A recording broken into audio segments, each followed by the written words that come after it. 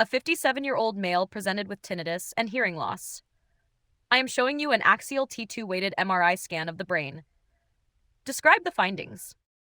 Okay, I see it. The axial T2 weighted MRI demonstrates a large, well-defined, soft tissue mass lesion located in the right cerebellopontine angle. There is clear extension of the mass medial to the porus acousticus, extending directly into the internal auditory canal. Importantly, the right internal auditory canal is widened and flared, which is classic for a schwannoma.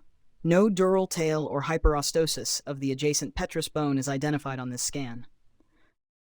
I am showing you another case's MRI slices for comparison. What do they demonstrate and what is the differential? Okay, the comparison MRI demonstrates a well-defined, extracanalicular, uniformly enhancing lesion in the left cerebellopontine angle. This lesion makes an obtuse angle with the petrous bone and demonstrates a prominent dural tail, characteristic of a meningioma. The differential diagnosis for a cerebellopontine angle mass includes acoustic neuroma, meningioma, epidermoid cyst, arachnoid cyst, and a posterior circulation aneurysm. What is the diagnosis? Explain the origin, demographics, and clinical presentation of this tumor. The diagnosis is an acoustic neuroma, which is more accurately termed a vestibular schwannoma.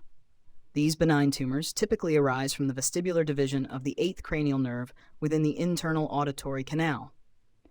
They most commonly present in the 4th to 7th decades of life and exhibit a slight female predilection. Common presenting symptoms include progressive unilateral sensorineural hearing loss, tinnitus, vertigo, and ataxia. Bilateral acoustic neuromas are virtually pathognomonic of neurofibromatosis type 2, presenting much earlier in the 2nd decade. How do you distinguish an acoustic neuroma from a meningioma and an epidermoid cyst radiologically? Acoustic neuromas characteristically expand the internal auditory canal, flare the porus acousticus, and make an acute angle with the petrous bone.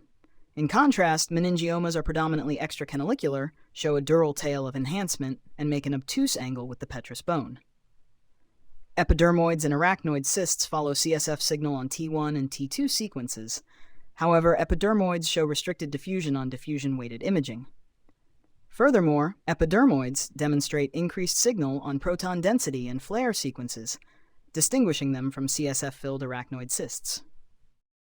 Discuss the management options and how you would manage this patient as a radiologist. In that case, management options include surgical excision, stereotactic radiosurgery, or conservative active surveillance. As a radiologist, I would recommend a repeat MRI in 6 months to assess the growth rate of the lesion, as some schwannomas grow rapidly while others remain static. In cases of bilateral lesions, I would recommend a thorough screening of the rest of the brain and spine to look for other features of neurofibromatosis type 2, such as meningiomas or ependymomas.